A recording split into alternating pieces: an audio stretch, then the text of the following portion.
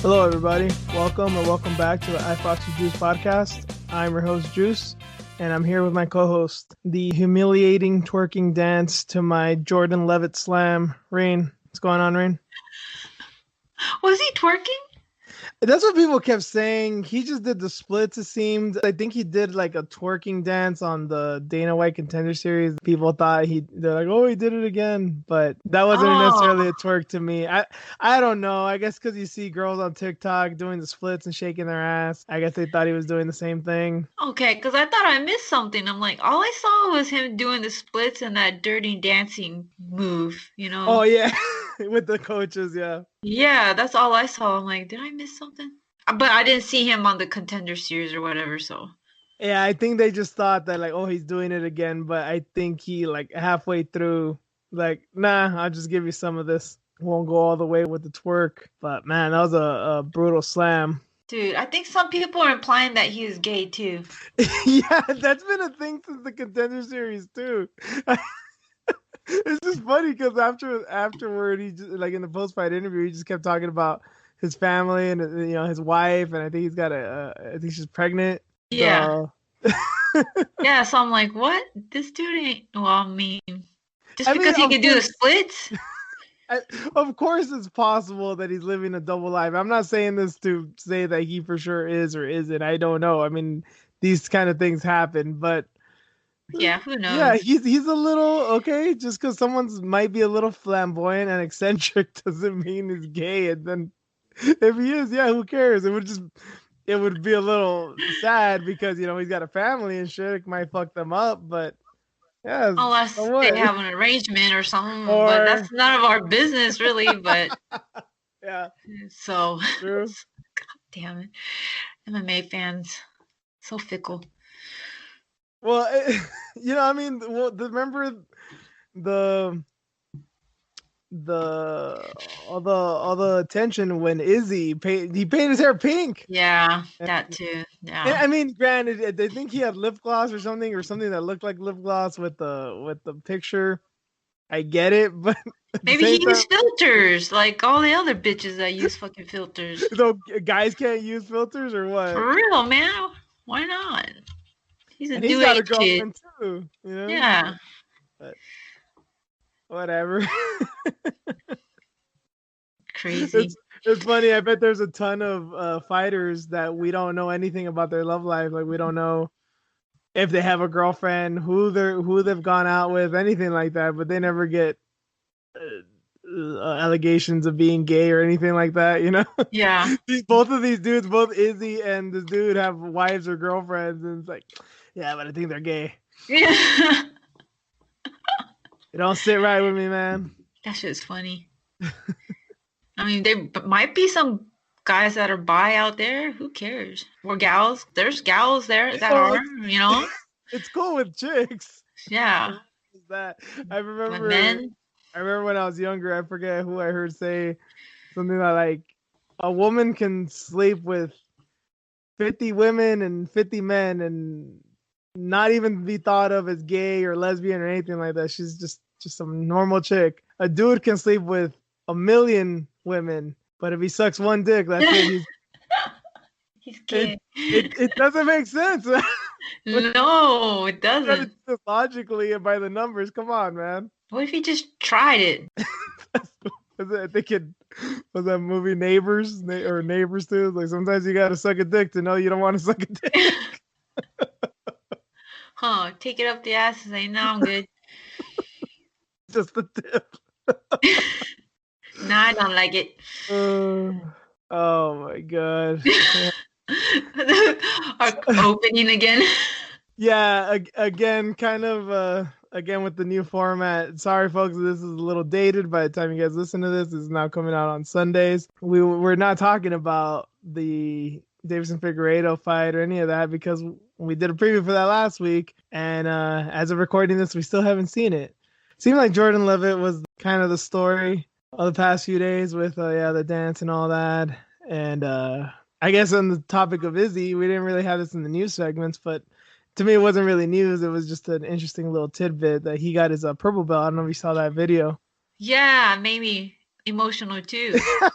Him getting that belt. I'm not surprised, not because you're a basic bitch or anything, and I know what you're, what gets you, just because, I know you're doing your jiu-jitsu thing too, and even though I'm not a jiu-jitsu student, never trained in it, I get it, man, because it's so funny that he gets this reputation, and yeah, he's got a big mouth and he talks shit, but this is what you and I have always gone about, and why we defend Izzy so much is that he is a true martial artist.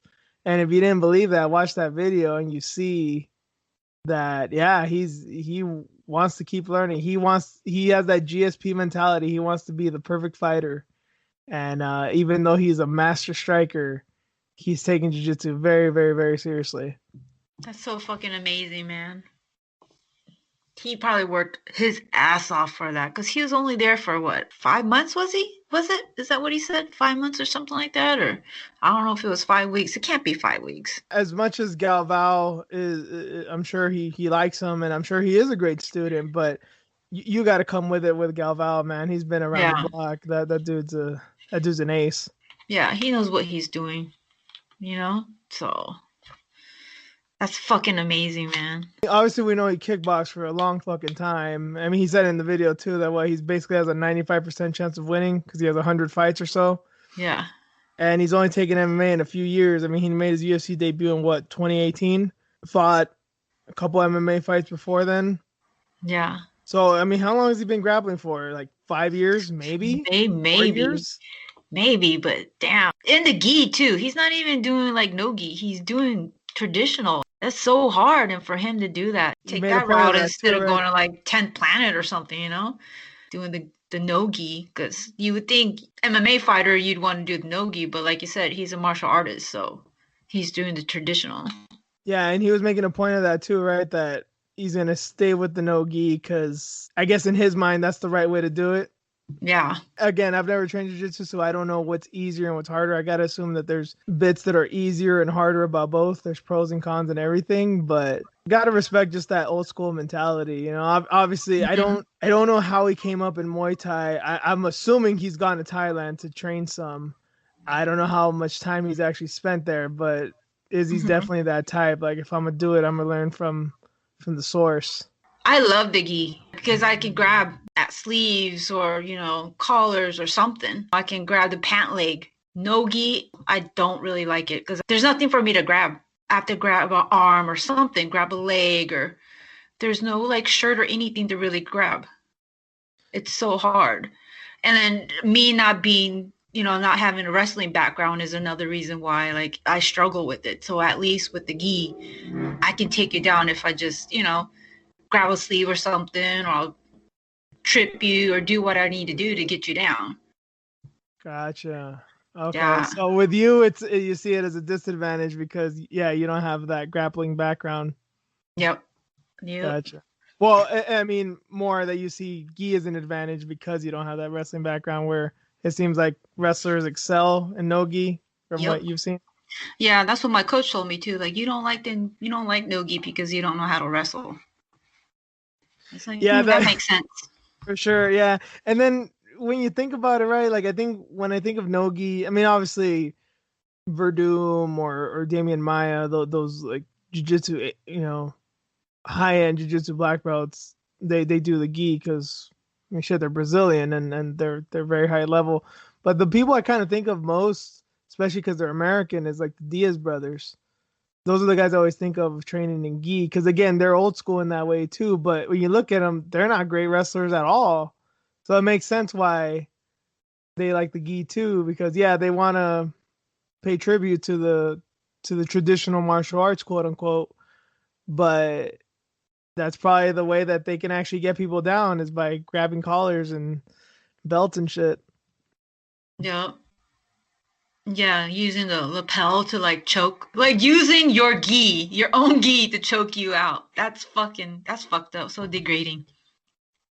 your opponent taking your gi, your lapel, and then just wrapping your neck around and choking you out. Like, shit, they can do all kinds of stuff. But if you're no gi, there's nothing.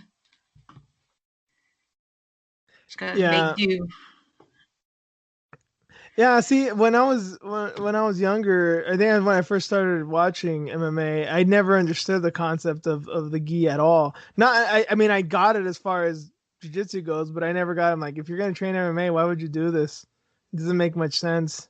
But obviously, we see now. I mean, there's plenty of fighters that have done it, and a guy like Izzy continuing to do it, it's got to have its advantages too. And I know plenty of fighters that, even if they don't have a jiu-jitsu background, will do both, either for like their mentality or a technical side, and or just for the challenge. Like, okay, maybe I'm really good at gi, no gi, but I got to challenge myself with the gi too. So yeah. I guess it all has its benefit. Oh yeah, definitely. And then there are people that just don't want to wear the gi because it gets so heavy and so hot. Some people don't wear like a shirt or either a rash guard underneath. Mm-hmm. They'll just go bare. So if you're a guy, you're fucking lucky. Women can't do that, yeah. You know? But yeah, some of us gotta wear like a rash guard, like spats or something, and then the gi too. Aren't you kind of risking, if you're a guy and you're just going bare under it, aren't you kind of risking staph or something like that too? Going skin on skin. Yep. So there's that risk too. Yep. And then just Izzy fighting basically with just shorts on for over 100 fights. It's like him doing the gi. It's like it's amazing to me. Like he's doing that traditionally with pajamas on. Mm-hmm. You know, it's hard. Sometimes you gotta pull that bitch up too, those pants and everything. Yeah. Get all comfortable and shit, and you're still trying to fight somebody, or you're trying not to get choked out. It's amazing that he's doing it. I think at the end of the day, and I'm not saying that this is Izzy's mentality, although I wouldn't be surprised, but I know, again, with the Diaz brothers, they've said shit like this with the gi on. It's more realistic when you're talking about self-defense and in a street fight aspect, because, yeah, people have sweaters, people have shirts, people have jackets, and those are all things you're going to use on the street. It's probably going to be rare that you fight a dude with no shirt on. Yep. That's our intro. We gotta make the best of it, because the rewinds are gonna be a little weird from now on, as you all know. But thank you guys for joining us. We got our preview for the last UFC card of the year. We got some pretty interesting headlines. We got one matchup, and then we have a weird news story as always. Let's get right into it with the preview of UFC Vegas 17.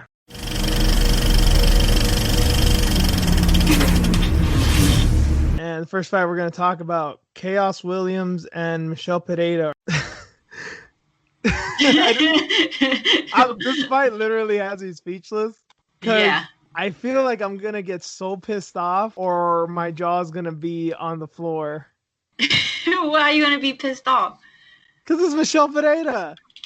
Oh, because of his antics and outside the cage and then inside. I'll add one more thing to it. I can also just be on the floor holding my stomach, because I'd be laughing so hard. Because if Chaos Williams does to him what he did to Abdul Razak Al Hassan, oh my God, I might not recover. That's just funny. I had a tough time picking this because we haven't seen much of Chaos. Aside from all the bullshit, because there's so many ways the fight can play out, who the hell knows? Yeah. That's the real unknown. But as far as who's gonna win, it is kind of tough, because they are kind of both unknowns in a way. Yeah. Well, we know that Michelle can't go the distance. She choked out. Fuck, I forgot. Some Russian dude in his last fight. But remember, wasn't there that controversy that he didn't actually tap? I didn't see the fight. Yeah, I didn't see the fight entirely, to be totally honest. But I remember seeing the highlights, and he had like a good choke, but he never actually tapped. I don't know what the reason was of why that fight was stopped, but I remember that dude did not tap. Yeah, he was having a lot of backlash for that. But at the end of the day, he was getting his ass beat, though. Well, no, and then also he was getting his ass beat. Like, Michelle looked really good. He was actually calm in that fight. He was thinking, he wasn't really playing around. Like, well, he was slapping him around like open-handed, like Diaz style. He was fucking with him, but at the same time though, he wasn't going like at it like before, where he would like just gas out. He played it smarter. I just wonder if that Saint Michelle's gonna come in, and then also be aware that, yeah, he could possibly get knocked out. So he's not going to run into Chaos's punches or even give him that opportunity to get close. And then with Chaos, it's like, I wonder, like, does he have a ground game or anything? Any kind of wrestling? Like, because I've never really seen him fight before until he got into the UFC, and he's just knocking people out. It's almost like Francis Ngannou, right? Like, what can he do besides knock bitches dead? Right. Yeah. I mean, Michelle, we know he has a gas tank. Does Chaos? I don't know. And here's the thing with Michelle too. I'm really don't think this is a bias thing here. I don't really hate Pereira. I know that was the thing. With, like, people have a real love-hate relationship because he came in the UFC. People thought he was the next Showtime Pettis, the next Conor McGregor, the next Anderson Silva, whatever. Some people, and then he had that fight with, what was it, Tristan Connolly, and people just hated on him instantly. Yeah. And then the Diego fight. I mean, it's just been a fucking roller coaster with that guy. But yeah, again, there are questions about him, and my question still is, like, I have my doubts, I have my questions with him because I don't think that showmanship will ever leave him. I don't think he's gonna become an Izzy or a Rose Namajunas where, like, they're really flashy but they're gonna get it together and he's gonna become this, like, really disciplined boxer with, like, really good leg kicks and a fundamental jab and shit like that. I just don't see it in him. I just don't think he has that kind of discipline. He has to show out. He's that kind of guy. Like, he has to be flashy. I certainly hope he stops doing backflips and shit like that when they're not necessary. But I think he's always going to be doing capoeira kicks and spinning backflips and shit like that. And then, I don't know, my gut's telling me against a guy like Chaos, who may not be the most technical, who may not be so fundamental himself. If you want to just have a gunfight with that guy, I don't think that's gonna work out well for you. Yeah, with that, I think it was Imadev. Am I butchering his name? I probably am. I don't know how to say his name, but I think you're right. Yeah, Imadaev. Yeah, Imadaev. Yeah, I don't recall him doing any kind of, like, bullshit flips or anything like that. But I think that was he even fight. like. Wasn't it like 1 round or 2 rounds? Like, after a while. No, I think they went 3 rounds. Huh. That's why I think he has a gas tank. He actually is smarter about it now. Yeah. Yep. I guess in my time of watching fights, people talk about that fighting's what have you done for me lately sport, and that's very true, and I'm not impervious to that bias, but I think a lot of people get this idea too because people have 1 or 2 exciting fights, so they become an exciting fighter, or they have 1 or 2 disciplined fights, they're automatically a disciplined fighter. Like, people go in and out of game plans and out of feelings. And like Rory McDonald, I think, is a good example of this. He had that fight with Robbie, and people thought, oh my god, he's gonna become this next, like, Diego Sanchez type, like, action fighter because he had 1 exciting fight. But he was never that guy before that, and he was never really that guy after that. It's just because that was the way that fight played out. Yeah. And then you look at someone like Carlos Condit. He had that fight with Nick Diaz. You know, people to this day still call him the natural born runner, even though basically in every fight he's always been like a do or die kind of guy. But he had that 1 fight, and people still have that idea of him that he's just like this Holly Holm wannabe of, like, kicking and running and shit. And that's I think now I have, since I'm aware of that, I try not to put so much on fighters early on in their career that, they're going to become disciplined because they had 1 disciplined fight, or they're never going to be like that again because they switched it up for that 1 fight. Yeah. Well, he had it rough too. I mean, that Diego Sanchez fight, that was horrible. I mean, just fucking around too much. Man, I feel like that was a lifetime ago. Yeah, that was what, February?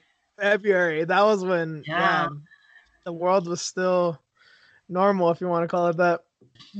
So he has to make up for that, and then I mean, he's 27 years old. He doesn't look it, but he's a young guy, so so who knows? But with this, I think, I don't think he wants to get knocked out by Chaos, especially with the name, or not really a name, but this new kid coming up. So you think he's gonna play it smart and get it done? I think so, man. Damn, you have a lot of faith, since he's been He's been training with that other cat. Shit, man, I can see his face. The other crazy one. Walker, no? Yes. Right? Yeah. Wait, so he's at Ireland in SPG, Ireland? I guess they met up or something because there's like a clip of them training together. So maybe they talked down like, yeah, we shouldn't be fucking around all the time because your dumbass got hurt doing the worm. Can you right? imagine? Wasn't he doing the worm or something?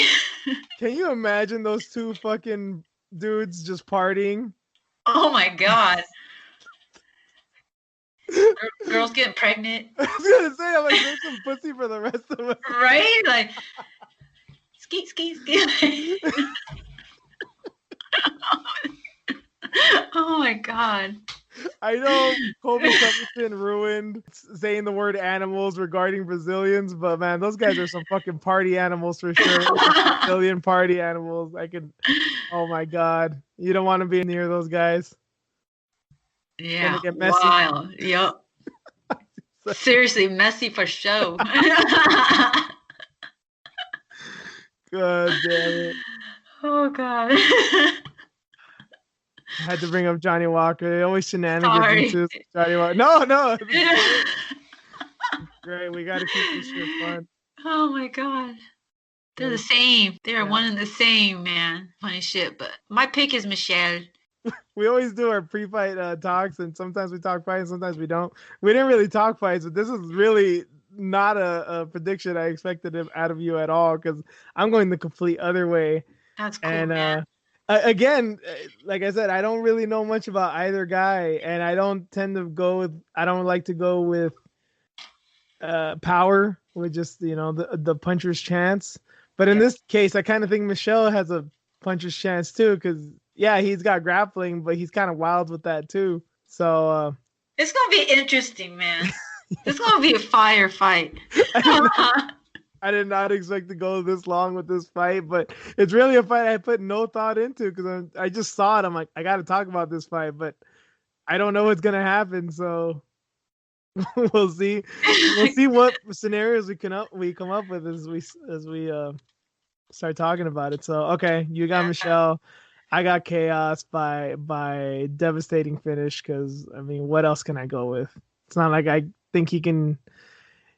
You think Michelle might have a disciplined game plan. I don't have such hopes for Chaos, because I don't know if he's capable of that. So I'll go with the usual knockout.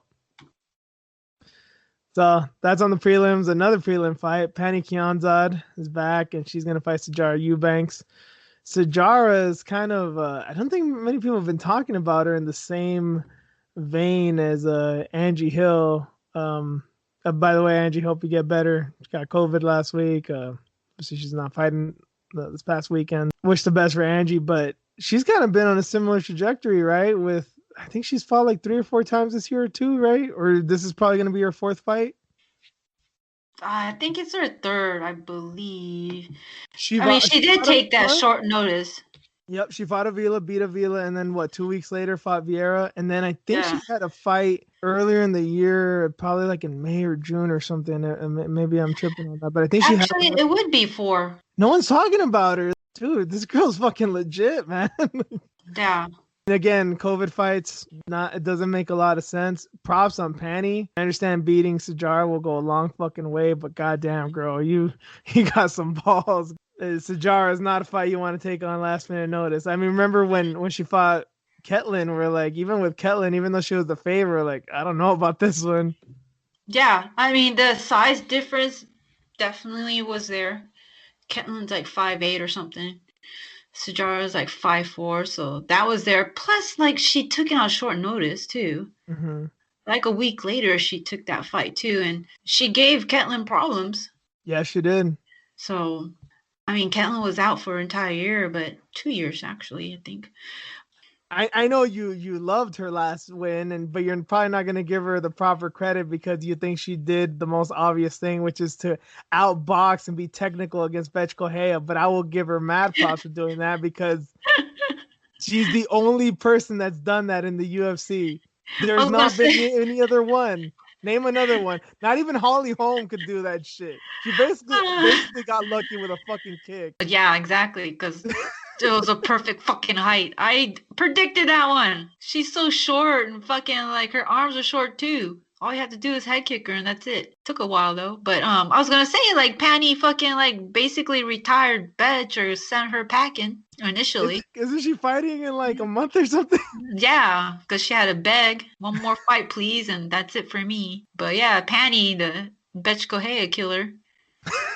You know, I love her. I've always liked Penny, but I don't know, man. Eubanks, man, she's been on my radar. You know, she's been really like coming up, but she's not. I just wonder, like, if she's gonna start, struggle with that size difference again. Like Penny's like 5'7". You know. Yeah, but she's built. Yeah, obviously she's a little bit shorter than Ketlin, but Ketlin's also a judoka. I think people forget that Kellen's a big girl. She may not look super imposing, but she's a big girl. And you could just tell she's dense. When she throws girls around, like she may not look super imposing, but you could just tell like she's got big bones. She'll just you see like I'll never forget when she threw Kat. When she fucking judo flips Kat Zingano, I was like, oh my god, like I like the fucking breath came out of me. Like, you don't do that to Kat, man. Like Kat's been there and done that, and she just ragdolled her ass. I think it'll be tough for you, Bax, but I think she'll still get it done. It's such a fucking tough schedule too. This will be her 4th fight. It's been a while though. It's been at least 2 months, not 3 since. Yeah, it'll be close to 3 months, but still, she had to travel for that one. Fight Island, yeah. Yep. All that, and then the weight cutting twice and everything. So I hope she's all right, man. Penny, I don't even know if she's been able to like train or not. I don't know what her situation is out there across the pond. I know she's not here, right? She doesn't train out here, does she? Last I checked, I believe she lived. I don't know if she trains. The last I checked, I believe she lived in Sweden. If she's training there, she's probably got it better than almost anybody in the world because Sweden never really locked down. True that. Forgot about that. Yeah, so and it's just crazy because they did almost nothing, and yet their positive rate is not as high as most countries, which is fucking wild. But that's neither here nor there. Maybe in this case, no pun intended, it's positive for her. But yeah, I gotta go with Sajara too. Not out of a hatred for Penny for sucker punching Betch while she wasn't looking at fucking bitch. I'm kidding. Don't think I forgot that, Penny. I was low. Shouldn't have done that. You know she didn't know any better. You know Betch has glitches and her fucking brain turns off at weird moments. She's like T-Rex, so she can't like quickly move around. And she was never the same after Marion Renault head kicked her and then she punched herself, man. I mean, come on, she fucking short circuited. Oh god. Oh my god! I remember when someone gifted that a little while after that fight happened. I was like, "Holy shit, she really did that." Was that the same fight? Remember, there were still 10 seconds left on the clock, and she went to like give like Penny a high five or something, and Penny just started going after her because there was still 10 seconds left on the clock. No, yeah, that's what I was talking about. Yeah, no, she was going to her corner. I think she heard and then she just started going to her corner thinking the round was over, and that's when Penny you said sucker. That's just stupid as hell. Yeah, I remember that now. She's dead fucking stopped. We're done. I've never seen that shit ever, man. They should have like UFC bloopers and shit. She'd probably be the only blooper though.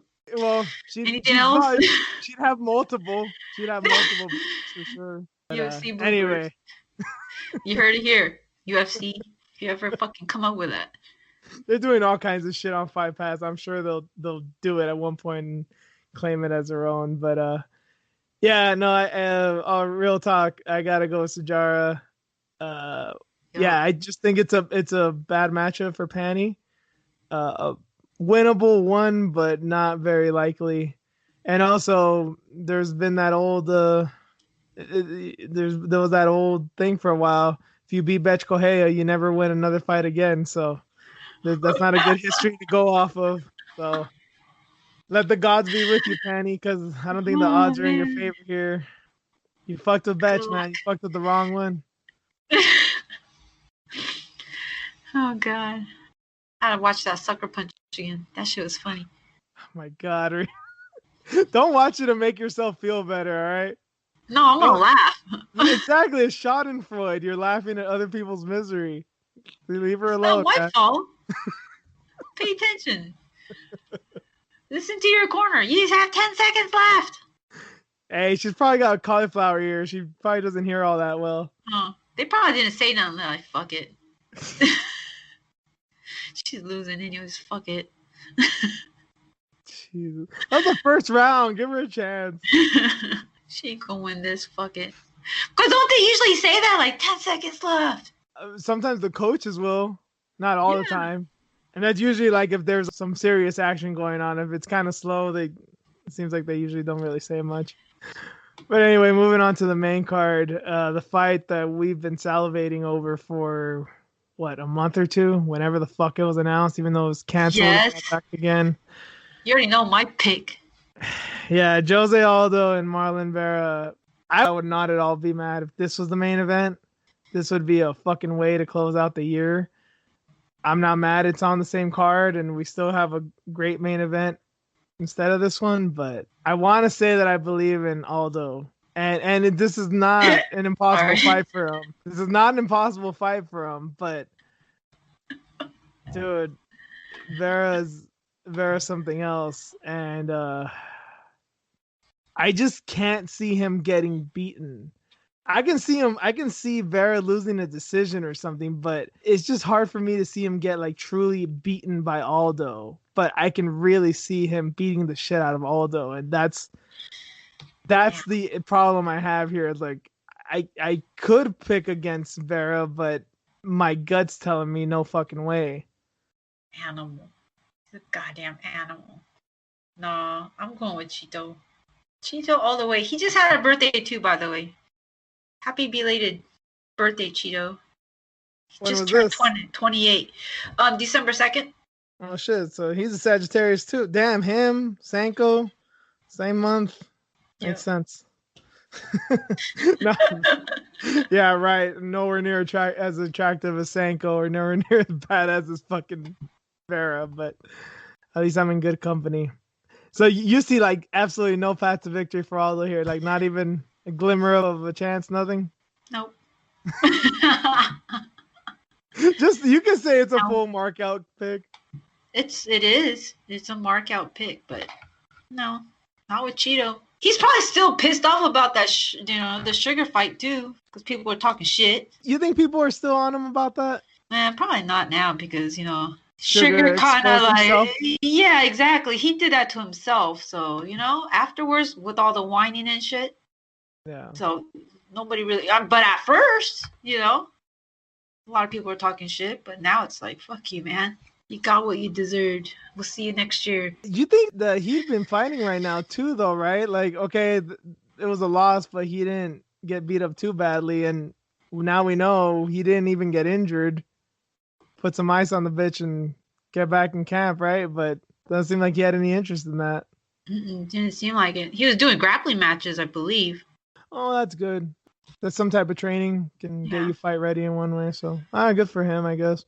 Another quick side note. We're coming up on the end of the year, and I realized, can you think of something more violent this year than Aldo versus Jan? Oh, man. And I don't mean just the ending. I don't mean just the whole fucking fight was so violent. Like there was better fights this year than that one, but I can't think of a more violent fight. That shit was like tough to watch on so many different occasions, and especially the last like 4 or 5 minutes. Yeah. And with Chito would probably be even worse, right? Jan is a god of violence. There's no other way around it. I mean, Vera is so fucking aggressive and violent himself, but Peter Yan was put on this earth to beat the dog shit out of people. But Chito got kids to feed, so he probably wants that bonus. And Aldo is the perfect person to do it to. He's a name. Gotta buy more. Chito. We know he's got the Scooby-Doo outfits now. He's probably gonna pimp out the family van and go full mystery van. That's what it's called, right? The mystery van. Yep. I didn't watch Scooby-Doo too much growing up. My kid watches it. But like new shit, right? Not the old school episodes. Right? The old stuff too. Oh yeah. But Yeah, they still do make new episodes, right? I think so. Because he checks out like the old videos or the old movies. They have them on like Amazon Prime. Interesting. That's cool, man. Yeah. It's cool. He's not just watching the new stuff, you know. I don't even know what the fuck kids watch anymore. Dude, those kids be like watching a lot of YouTube shit. Yeah, exactly. That's why I don't fucking know what they watch, man. Yeah. These like video game walkthroughs and Minecraft. I don't know what the fuck they're doing, man. Yeah. Yep. I don't get them. I don't get the kids at all. My kid's like, can you buy this so-and-so's merch? I'm like, who is that? He's on YouTube, mama. I'm like, what the? You're 7 years old, man. That's wild, man. That is so wild. It is. See, you know more about this than I do because I don't have a kid. But... Yeah. Sometimes I'd be watching it depending on who it is. So. Anyways, but yeah, I'm marking out on Cheeto. Yeah, I'll go with Cheeto because Aldo's clearly at the end of his run. This should be it for him. There is a path to victory, but it's not a very good one. And again, I can see him winning, but I can't see him beating Vera. And I'm pretty sure Vera can beat the shit out of him. So yeah, Vera by TKO. I guess that's a safe bet. I guess. Well, it's gonna be interesting to see the odds by the time the fight rolls around. But next fight. Rob Font is going to fight Marlon Moraes. This is shit. If Aldo and Vera wasn't on this card, I mean, this is a fucking great fight, but it almost seems lame in comparison to the fights that's sandwiched in between with Aldo and Vera and the main event. But this is a good fucking fight, too. Well, I wonder if it's like too much or too soon for Marlon, though, because he had that spinning kick knockout in October. Yeah, but he wasn't knocked dead. You know, it was a TKO. Yeah. I mean, there was some people that said it was kind of an early stoppage. I mean, I didn't, but if it was another referee and had it gone a little bit longer, like I wouldn't have been mad either. He was most likely going to lose anyway, but it wasn't Terry Edom getting knocked out by Barboza style, you know, that was a life changer. And then Font hasn't fought in what? It'll be a year. A year? Yeah. Yeah. So, damn, I don't know. This one was hard for me to decide. We talked about this last week with Jacare and Holland, right? The guy hasn't fought in a while, who's had his bit of a layoff with a guy who's been, well, Moraes hasn't been the most active, but he fought just, 2 months ago? Mm-hmm. So he definitely has some momentum on his side. Yeah, but win one, lose one, he's been on that kind of skid. I feel with Moraes, though, like Font, it's really unfortunate that he hasn't been more active because I felt like he was on this upward trajectory just a few fights back. But with this layoff, who the fuck knows? I mean, he can come in and look as good as ever, or he can just fall off a cliff because, especially with quarantine and shit, we've seen some, again, said it once, say it again, some guys have really excelled. They've honed their craft and gone way better, and some, because of the training situation, they just can't perform to the best of their abilities because they're probably better off training with multiple partners and getting all the workouts in, and this probably throws off their training regimen and they can't get in as much rounds as they want, probably. Yeah, I have Font on my notes, but I'm not sure. I keep going back and forth, but maybe I should just go with what I put down on my notes and say fuck it, believe in Font. It always makes me snicker a little bit when you say you have notes, because I do like the calendar and all this, and I have like no notes. I always say I'm going to, and I never do. But props on you, Irene. One of us has to prep like that. I guess in that case, I'll go with Moraes because of the momentum thing. He's still a really good fighter, and then I guess although I don't like to go with guys that have been recently knocked out that come back soon, that knockout wasn't as severe as as many. And Font's had a long layoff, and the fact that his last fight was pre-pandemic, it's tough to know how he's been. And I think I want to say that he trains in Massachusetts. Last I thought he was with what's his name? That team that Kenny Florian used to be with. I forget the guy's name. Little Irish dude. God damn it, the Sit Yotong guy. I forget the fucking dude's name. He works in the truck. But anyways, I believe he trains in Massachusetts, and I think Massachusetts is one of those things that it didn't seem like the media talked about it too much. Massachusetts got hit pretty fucking hard with the lockdown too. Not as bad as with coronavirus. I'm sorry. Not as bad as New York, but it was up there. Like a lot of people got sick there too. So we'll see what he's been up to. And then shit, it's very possible he got this shit too. I mean, if he hasn't fought in a year, there's probably good reason to believe that nobody even reported it. So there's always that aspect too. You never know. So okay, you got Font, I got Moraes. Yep. So let's get to the main event. 5-round main event. Thank God. I was a little scared that was gonna be 3 rounds with Jeff Neal and fucking Wonder Boy. This is one of those fights that on its face, and I'm pretty sure Wonder Boy will be the favorite, but on its face, like Wonder Boy should probably have this. But again, the fact that they both haven't fought in a year. Wonder Boy last fought Luque in November of last year, and Jeff Neal knocked out Mike Perry. That infamous knockout now, I guess, that fucking head kick of Mike Perry in December of last year. That was Magajaw. Remember that shit? Remember Colby Covington and Magajaw? That was that night. That was when he knocked out Mike Perry. That's how long it's been. Wow. It's been too long, man. Nobody wants to fight Neal. Well, and then again, remember what we said a few weeks ago? Dude almost died too. So there's that aspect. Yeah, that too. Yep. Whatever the fuck that was. And I don't even know if he's I mean, we're doing this a week in advance with these picks now too. So seriously, knock on wood, because we don't know what the fucking happened. And then of course, there's the Chimmy of Edwards thing that was supposed to be main event, and Edwards got really sick. So yeah, let's hope this fucking goes through, because there's still some time here. But my God, just what a fight. Yeah. I don't know about Wonder Boy though. Does he still got it? Like, I know he's been like working with this wrestling with this. Is that his brother-in-law? Chris Weidman is his brother-in-law. Yeah, or whatever. Wonder Boy married his sister, and they've been brother-in-laws I think like 5 years, because they've had a relationship, Weidman and Wonder Boy, ever since before Weidman fought Anderson. Weidman brought in Wonder Boy to emulate Anderson before he fought him the first time, because he knew that he was like basically the best striker in the UFC, and like this is the only guy that I think can actually replicate Anderson's movement and his style. So I think that's how they met up, and then I guess Wonder Boy scooped in on his sister. Huh. Wonder Man turned into a Wonder Man. Sorry. You're fucking corny. Sorry. I'm not gonna lie, that made me laugh. But as you said, yeah, when's he gonna be Wonder Man? He's fucking, I know. like damn near 40. God damn it. Change that fucking name, man. It's so odd. It's weird, man. Weirdly enough, I think Wonder Man would sound more corny. Like Wonder Boy for some reason just fits. I guess it's just his motherfucker doesn't age. He's from SIMPsonville, South Carolina, so should we just call him Simp? I don't know what the fuck I'm doing. I need to, oh my God. Can I raid your room or whatever?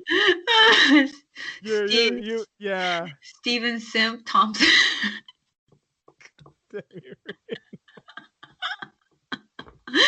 Hey, it's not my fault he's from that fucking little town, SIMPsonville. Is that somewhere you've met? Is that somewhere you've been? I'm sorry? No, okay. I don't know what that is. That is a little small town, though. Huh? Just as a quick aside, where did you reside in South Carolina? Columbia, the capital. And then... if you put a gun in my head and tell me what's the capital of South Carolina, I'd be fucking dead. So yeah, College Town. I was there, and then Sumter, where the Air Force Base was, Shaw Air Force Base. So that was like an hour away. That was really small. I think the only thing I know of the Carolinas is Charlotte. I think that's like all I know. Myrtle Beach. You don't know Myrtle Beach? I've heard of it, maybe. Yeah, it's really nice. Twice. Yep. Anyways, yeah, this fight though, I don't know, man. I have Neal down. I'm hoping he gets another knockout with this big name. He deserves it, man. He needs it. He almost died. He quit his part-time job as a waiter, Yeah, he was coming up. Wonder Boy he's entertaining, but like, come on. Can you do something else? You're like a Holly Holm to me now. Doing Oh, the same old shit. No. Same shit. He's got way more layers than Holly. No fucking way. Bounce, bounce, bounce, bounce. Let me just bounce, bounce, bounce. People can't figure it out. In and out, in and out. He does have a chin. Well, he did. I'm not sure if he still has that same chin, but that one. Don't put that Showtime knockout on him. That was. Oh no, I was thinking about Woodley. When he fought Woodley a long time ago, I'm like, how did he even survive that? Yeah, I mean, and that's what I'm saying. Like, I mean, he got knocked out by Showtime, but that was a hell of a fucking punch, too. I mean, yeah, maybe Woodley was the reason for that too. he fought Luque and he was fine, and we know. Oh yeah. And honestly, I'll interject here. I'm gonna go with my pick, and I'm actually gonna go with Wonder Boy because, yeah, it's been a long layoff for both, and Jeff's got youth on his side, obviously, and he's in his prime, and Wonder Boy's been in this game for a good while. But that Luque fight showed that was a great fucking fight, and I think that fight showed that he's still got that dog in him. So. Maybe I don't think Luque he's gonna change his life. That was a hard one too. Luque was like fighting a couple times. That was last year, right? Yeah. I think he had like 4 or 5 fights last year. Yeah. Yeah, he even fought Perry. Fight. Yeah, he had all these fight of the year contenders almost. Yeah. Wonder Boy got handed a really good worn down fighter. I feel. Jesus. What did Wonder Boy do to you, man? I'd never heard this amount of hate from you. I mean, because I like Jeff Neal better. Or is it just because he likes to kick little kids' asses? Which, again, that probably makes me like him more. I was going to say something stupid, but... What did it stop you now? People might think I'm racist. Like if they don't think that already. Jeff Neal got to do it for Nate Robinson. Oh my God. That stupid clip of what's that? Logan Paul? Was that Jake Paul? I don't know. Whatever, brother.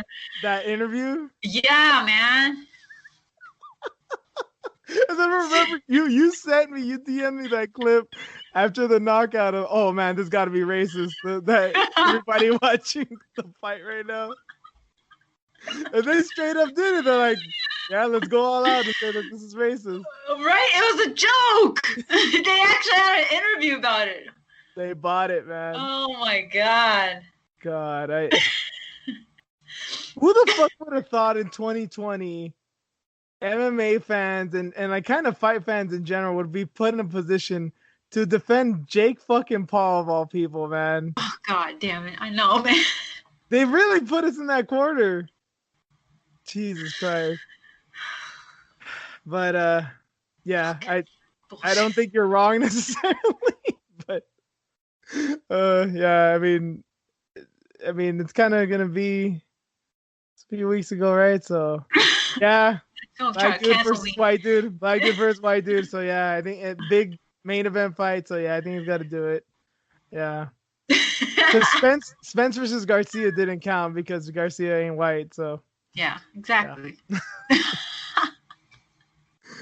All right, yeah, I'm gonna go with Wonder Boy just because yeah, again that Luque fight showed that he still got some dog in him, and again, much like with the Rob Font thing, I don't know how he's been. Yeah, neither of them have fought during the pandemic, but Wonder Boy had a hell of a fight, had time to recover from whatever damage he may have taken, and then again, Neal could have died just a few months ago, so we don't know where he's at. We don't know what his health is going to be like. I really hope he's healthy. I really hope this fight goes through, but we have no idea. So much crazy shit has been happening the past few weeks, especially last minute. So just hoping for the best. You got Neal. I got Wonder Boy. A lot of dissent in these fights. That's the preview. So let's get into some headlines.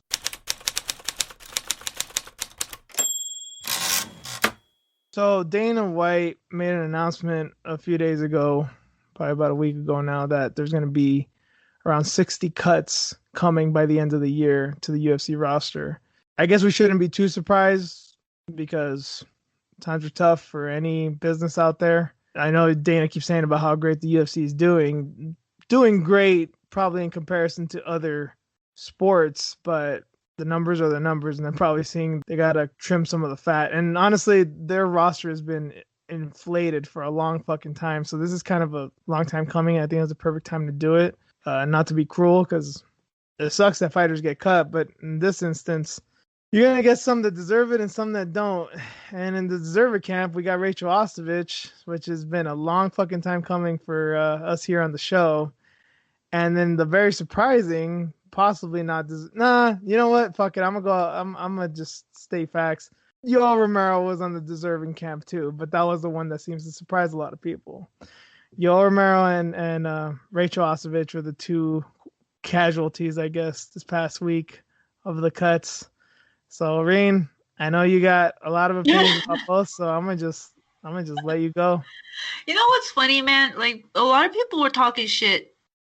And yeah, he deserved it because his performance against Izzy. They were talking shit about him for the longest time. And as soon as this news, comes out, it's like everybody's just like, what?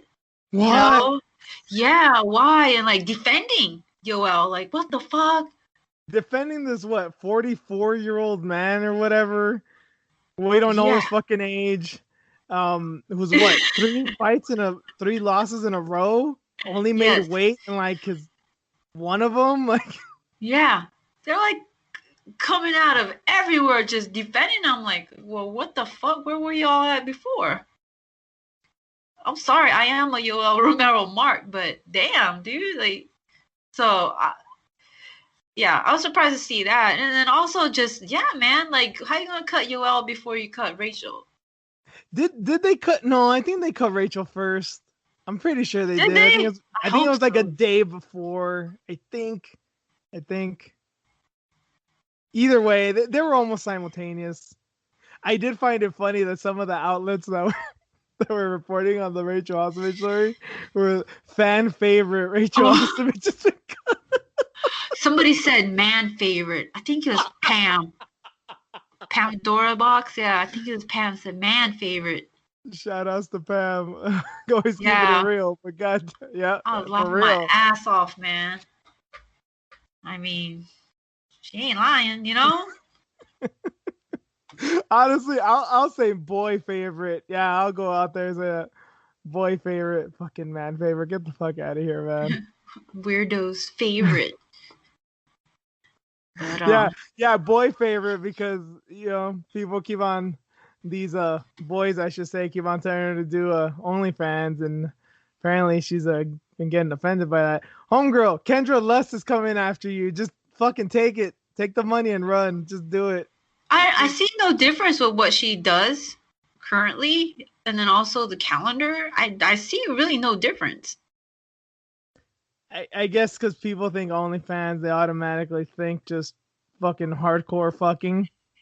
But that's not what OnlyFans is. I mean, it's whatever you make it. Yeah. And we've kind of talked about in the show, there's people that have kind of been duping people, like, oh, pay-per-view for this and that, and it's not much of anything. So, Rachel, you only have to show what you want. Yeah. Maybe like exclusive photos or something. Like, it's not like she isn't doing that right now. Right? It's the same thing, but she'll probably get paid for it.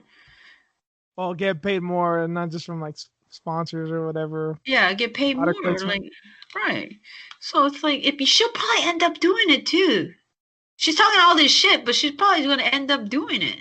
Dude, what if she goes to bare knuckle? I doubt it, man. Dude, hey, who would have thought Paige would have gone in that shit, man? Now, granted, I think Paige is a little crazier and a little like more game. But nobody really thought that either. They seem to be shelling out a lot. I mean, we're just talking about Yoel. They seem really interested in Yoel because as of right now, it seems like not a lot of other companies are interested in him. I think it's a price tag issue.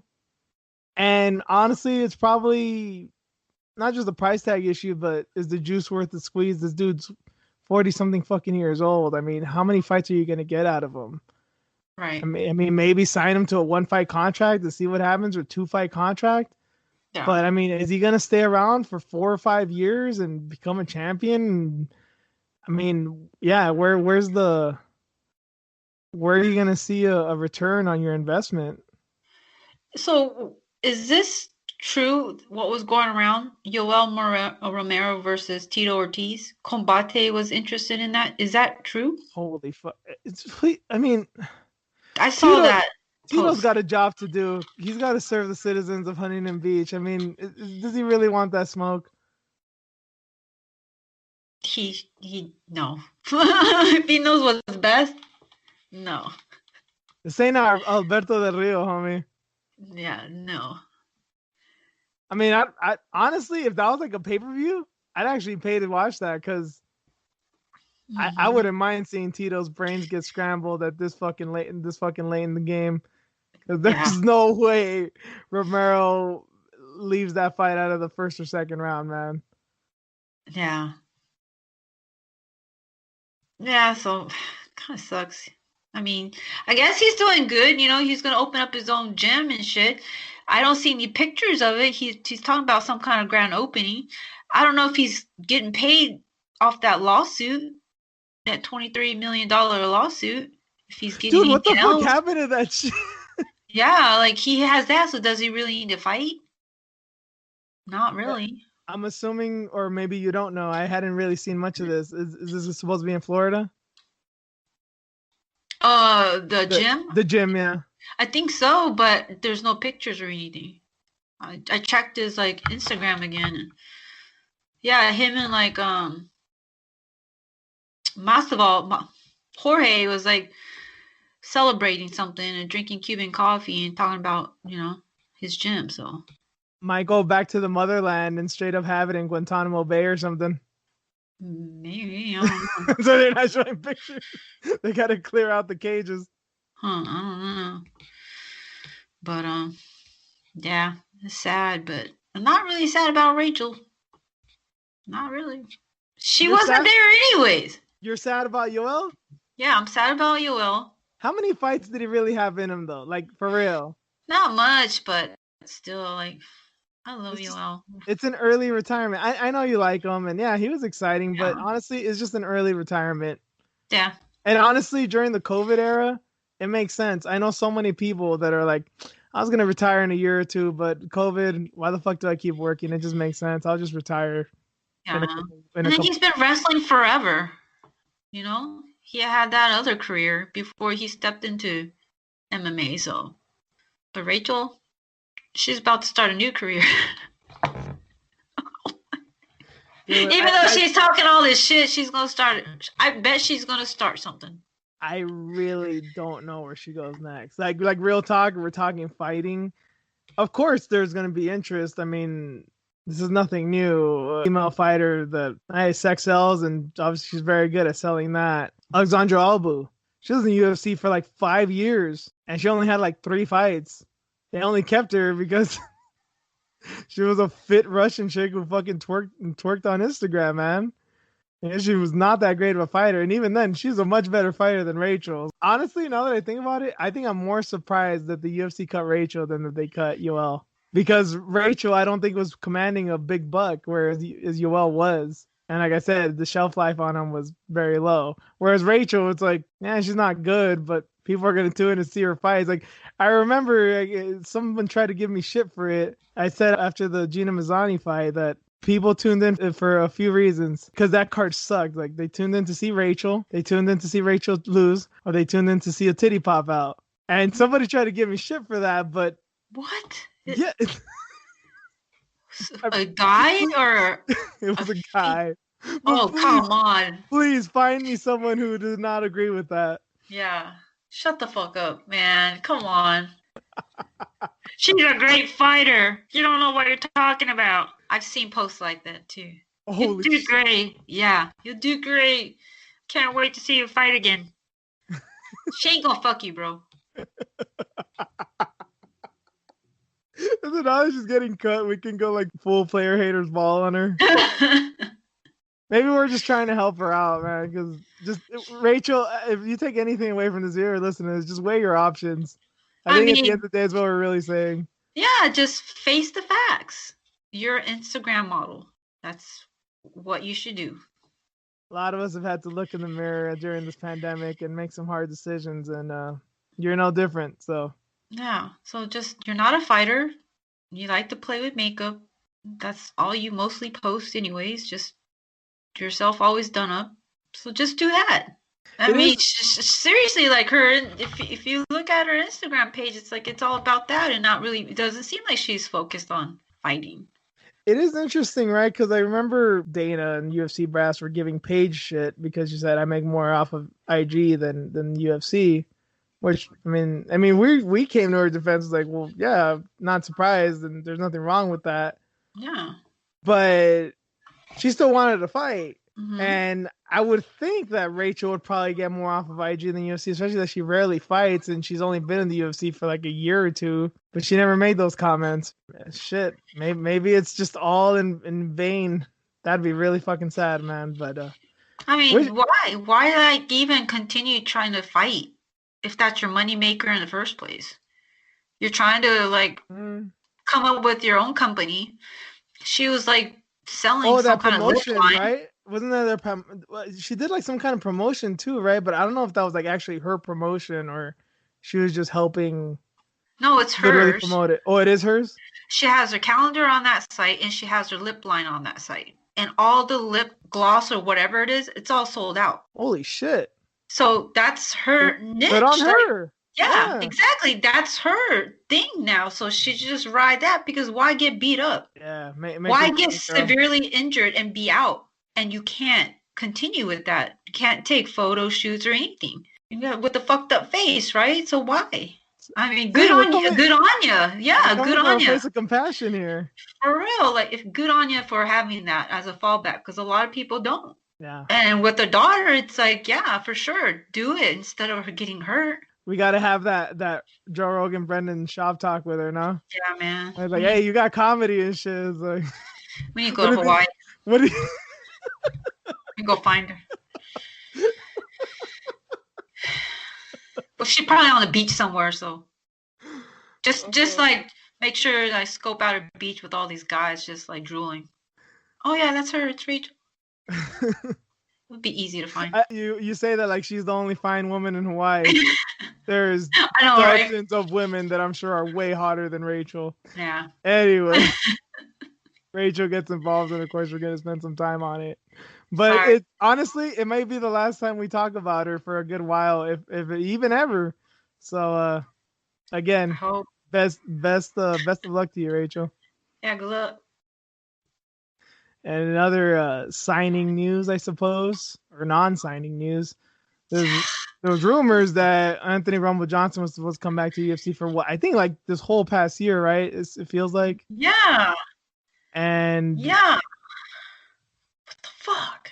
And looks like the UFC released him from his contract because he just retired. When you're retired, it doesn't mean that your contract is up. I guess they released him and he signed with Bellator.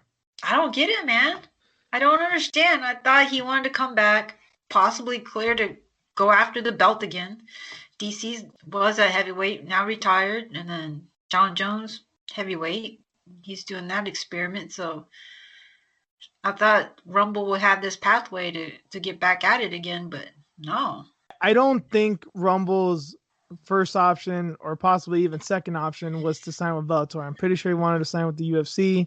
The UFC, for whatever reason, said no, whether it was a price tag issue or just, we're going to go into this in just a second about, again, the overinflated roster. But looking at it now, hindsight being 2020, this may be the perfect option for him. Ryan Bader is still the heavyweight champion. We know damn well what happened when he fought Ryan Bader a few years ago. Yep. There's a question of, can he even make light heavyweight? And if he does, Vadim Nemkov, I believe is his name. He's the new champion. He's good. I think Rumble can beat him. And again, if he can't make the weight, he's got Bader, and I'm pretty sure he can do that to Bader again, even now. Yeah. And even as good as Bader is. So he can become a champ, possibly if he really focuses on it and maybe gets his weight down, if he even can become a champ. And of course, there's the issue of, we know damn fucking well, as soon as he retired, and shit, maybe even when he was in the UFC, allegedly, Are we really thinking that he was the cleanest? You remember those fucking pictures like 3 months after he retired, hitting the gym? Come on, man.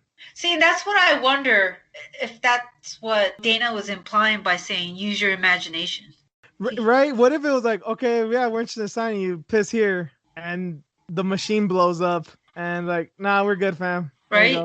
And he likes him, so maybe he's kind of protecting him at the same time. Dude, you can't fight here, man. Like, it's funny he's being vague, right? There was that, and then there was the issue with Rodriguez. I mean, now we know with Rodriguez there was a quote unquote drug issue. I wonder what's going on with Dana now. Is he just done with USADA? I mean, obviously, I think USADA's going to continue, but is even he like, I'm done with this bullshit of just tested positive, and makes it sound like Corona, which obviously is an issue too. But I mean, he pissed hot, banned substances. It's possible. They've ruined careers. And yeah, and they still have those contracts. It's interesting because now the UFC has gone through eras. Mm-hmm. and timelines, you know, like depending on who you talk to, this is the third, fourth, whatever.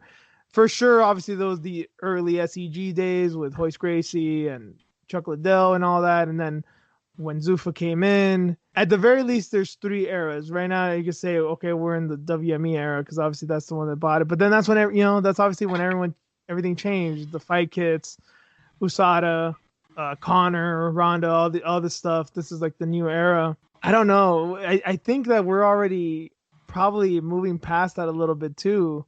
They're on ESPN now. We're out of the Fox deal. They're doing that Venom fight kits coming up very soon. So Reebok's going to be gone.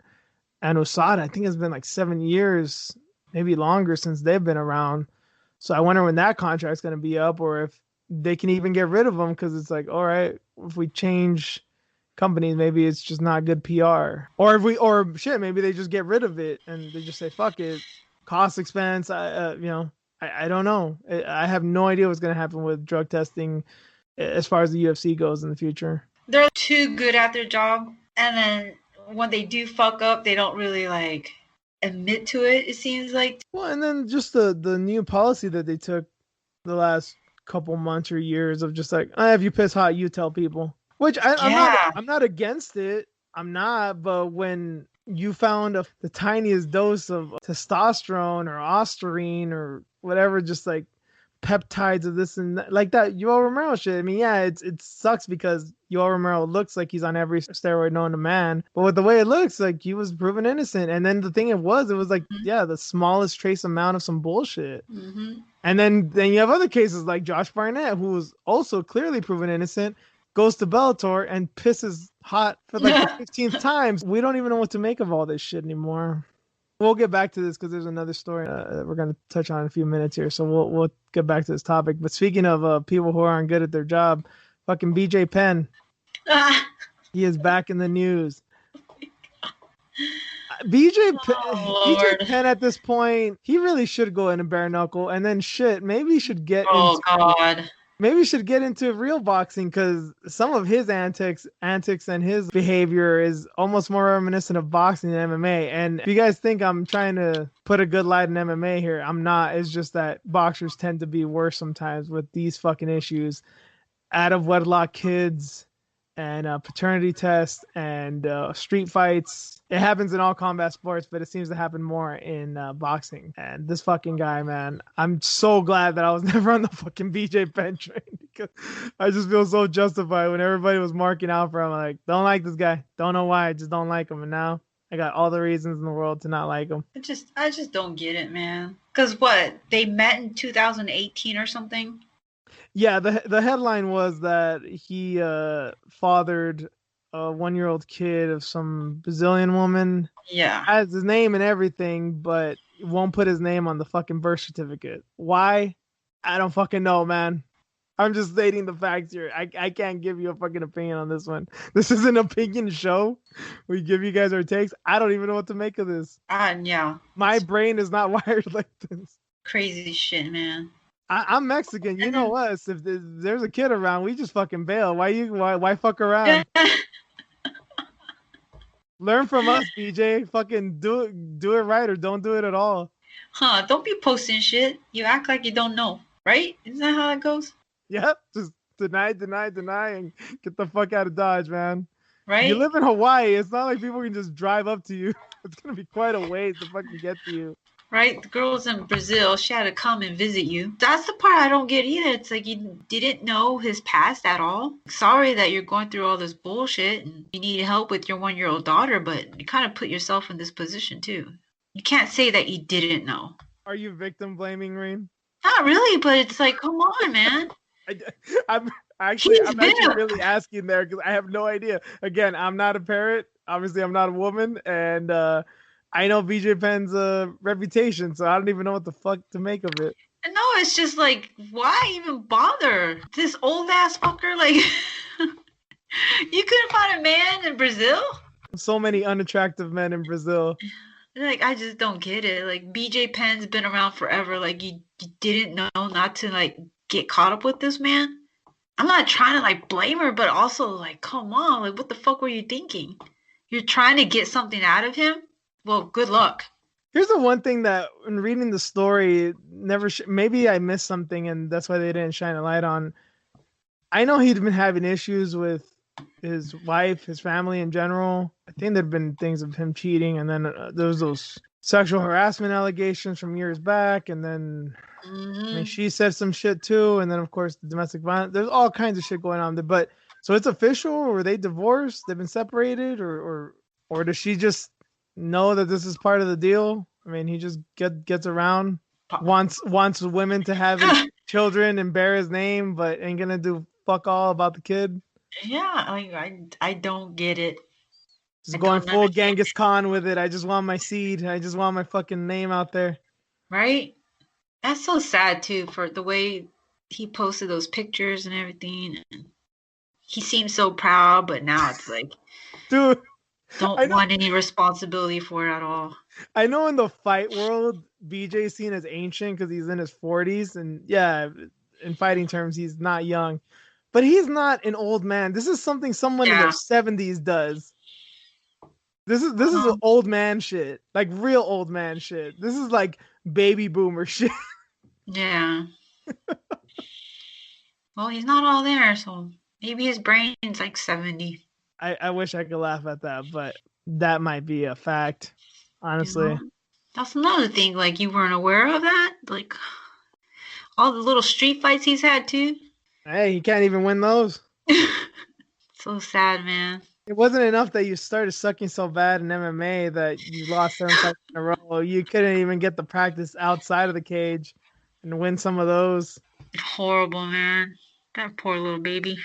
Yeah, it is tragic. Bullshit aside, it is tragic because there's still a child involved in this, and she has no blame in this at all. I wish I could stand here and say, as a man, I kind of get where he's coming from, because I fucking don't at all. And even you, Reen, it seems like you can't even come to the defense of someone and be like, oh, well, what? You know, I get what she was doing. Like, what was she doing? Yeah, I don't get it.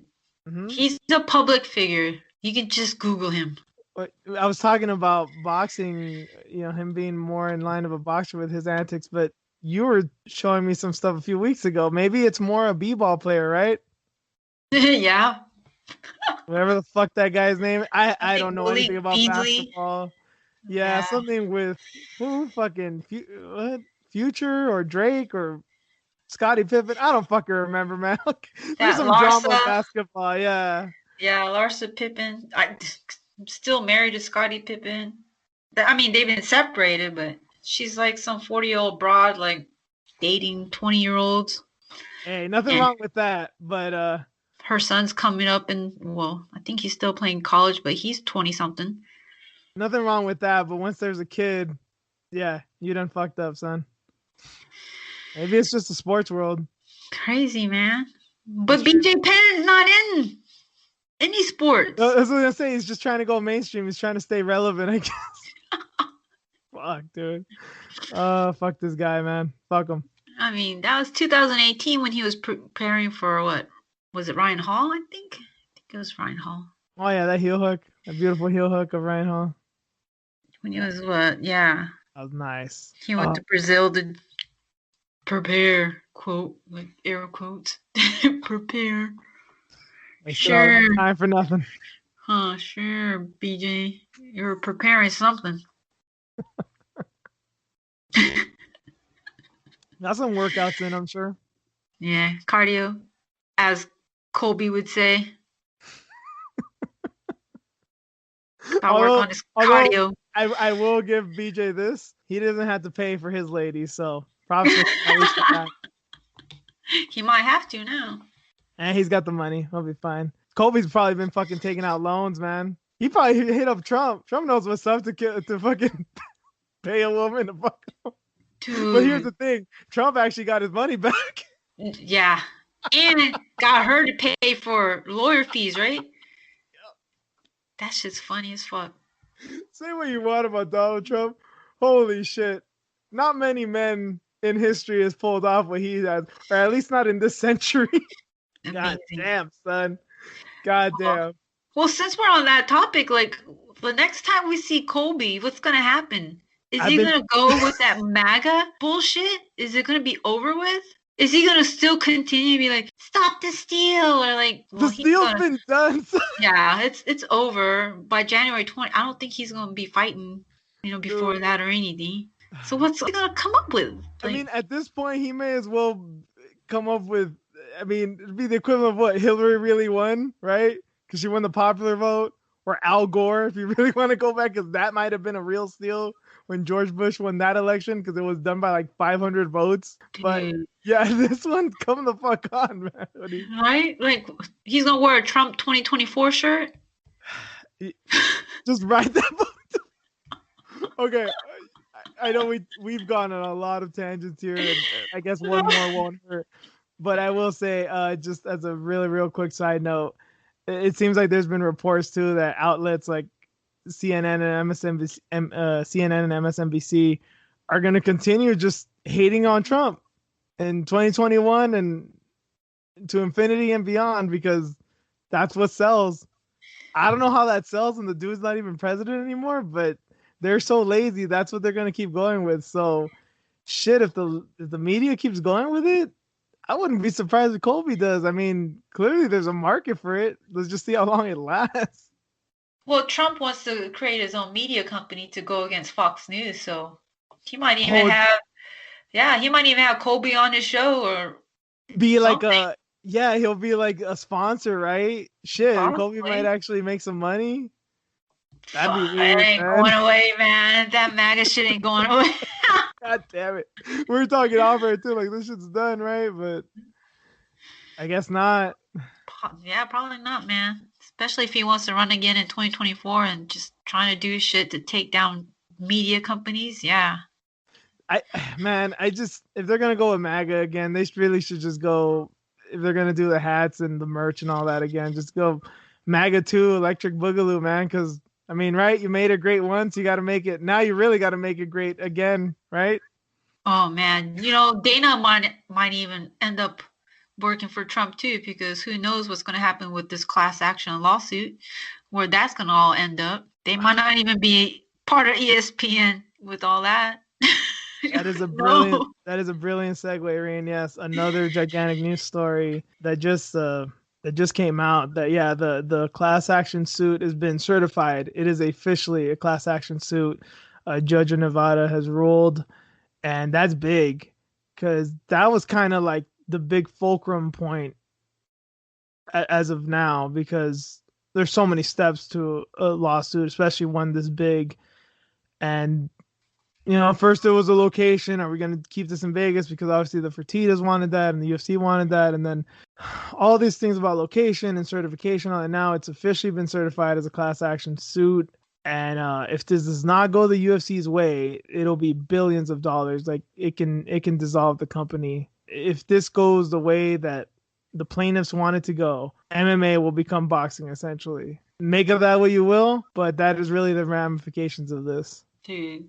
They're going all the way back 2010, 1,200 fighters. Wow. $1 billion maybe on the table? From what I read, it's from the low end of 800 million all the way up to 4 or 5 billion. Jesus, which, I mean, shit, they sold the company for what, 4.2 billion? I mean, yeah, I'm sure it's made its money. They're still in debt. So, yeah, this is if they get on the high end, shit, even if they get on the low end, company might never be the same again. Wow. So Leslie might get some of her money back? Oh man. Dude, wouldn't that be some shit? But yeah, then again, that's the thing too, right? Is yeah, I mean 1,200 fight. Trust me, I want to see fighters get paid, and the UFC definitely needs reform. I don't know what'll come of this. I don't even know what I want out of this. There's good and bad. Yeah, there's good and bad either way it goes.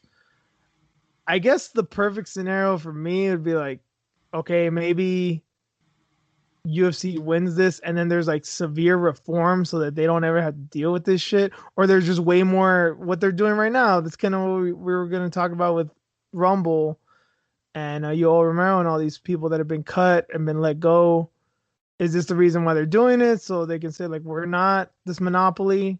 You know, obviously there's competition out there and we let fighters, broaden their horizons. Or is it strictly because of the pandemic they don't want to shell out money that they might not have or that they don't want to waste? There's so many factors in this, and it's kind of hard to know why. But obviously, this just happened a few hours ago, a few days ago. At this point, they know. All the lawyers that are there on the UFC's behalf, they know, and they're telling Dana and Ari and all this, we got to do something. This is not looking to go our way right now. So crazy, man. This finally, like, it's the beginning. They've been fighting this for years. And when it first started, they were getting laughed at, remember? Trying to form this union and everything. Yep. Yeah. And it's finally here.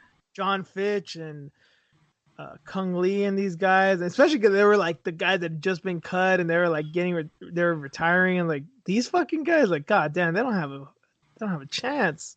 Mm-hmm. And look now. And then it's interesting too, because if this keeps going the way it's going, in this case we really do need to talk politics, because Trump is out. And this is the thing that John S. Nash and Paul Gift and some of these business guys, Eric McCracken, all these guys that know about this stuff, kept on talking about with Trump. If Trump stays in office, there's virtually no way that the UFC loses, because Trump is buddies with Dana. I mean, if this becomes a law, Trump can veto, or he can get lobbying behind to not have this go the fighters' way. Shit could have been done, but with Biden probably doesn't even know or care about this.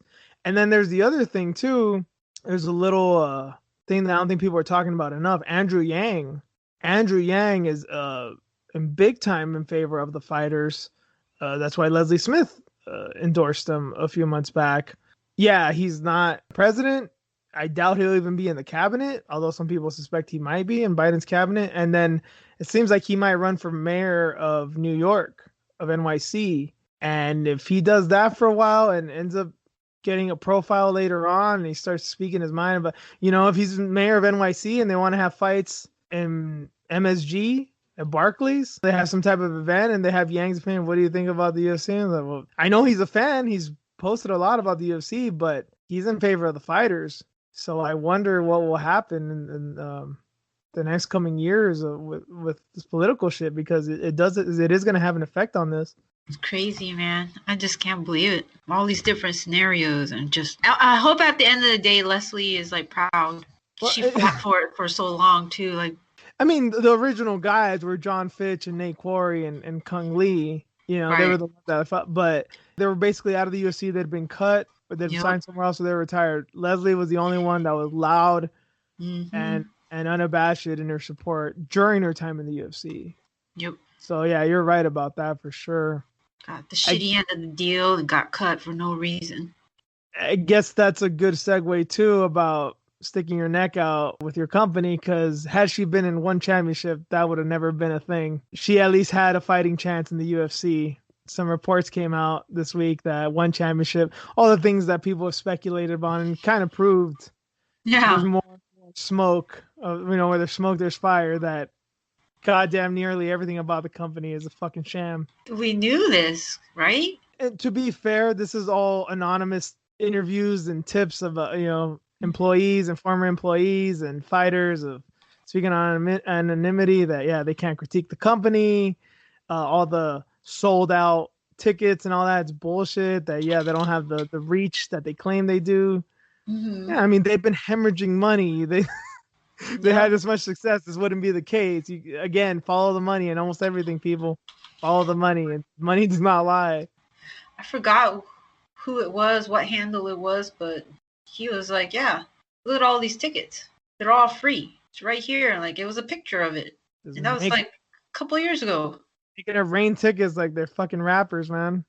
Yeah, and it looks like all staff members at least get 50 tickets, and they give out free tickets to get people to sit down and make it look like they have a full house. It doesn't seem like she made any word of this, but Miesha Tate's coming back. That's what I was thinking. Like, right? How you put this? Like, is this the reason why she's coming back? She had a high-end position, and shit, she moved to Singapore. You think she's just gonna up and leave just because, oh, I just want to fight again for sure less money and in a way more dangerous occupation. Oh, and I have what, 2 kids now? Yeah, I'm just gonna up and leave this shit because I just want to fight. I just want to fight. Nah. Don't get me wrong. I'm not doubting her warrior spirit. Miesha is a fighter, and she's a great one for sure.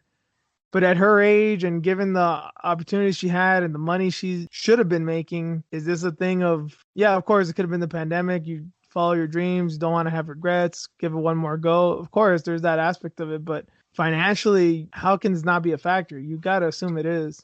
Yeah. I was going to ask somebody about her, but... We have our connections here and there. Yeah. I mean, connections like 1 or 2 people, but yeah, you definitely have more than me, Reen. And if you get anything that you can speak on, of course, you're always welcome to do so. Just to see what's up. Like, why would you even do that? But yeah, now seeing this, it's like, wow, okay, I get it. Well, puzzle pieces are falling into place. Yeah, because they might be out of a job, right? Everybody. DJ's talking about retiring and this and that, and he's already put that out there. Like, yeah, he's going to retire with 1 championship. And that just came out this week, too. Yeah, and it just seemed like a nothing story, right? But, yeah, what if it's just like, all right, I might get a good payout, a couple more fights. Yeah, because this fucking ship is sinking. Mm-hmm. And then, of course, he's the pupil of Matt Hume, and him and One are like this, son, fingers fucking together, What I was going to say earlier, I'll never forget one of the most bizarre things we talked about on the show a few months back. They had to streamline the business, and they were on the brink of fucking collapse. They got some investors. Yeah.